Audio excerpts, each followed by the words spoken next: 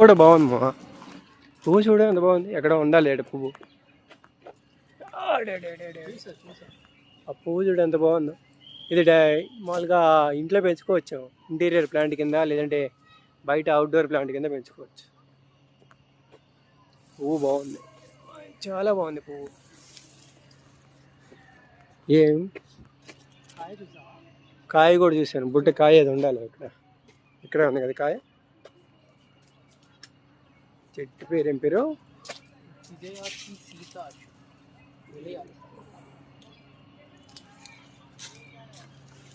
వాడిపోతే ఇలా ఉంటుంది, ముద్దుగా ఉంటే ఇలా ఉంటుంది. బాగుంది కదా. ఈ చెట్టు పేరు విలయాతి సీతాశోక్.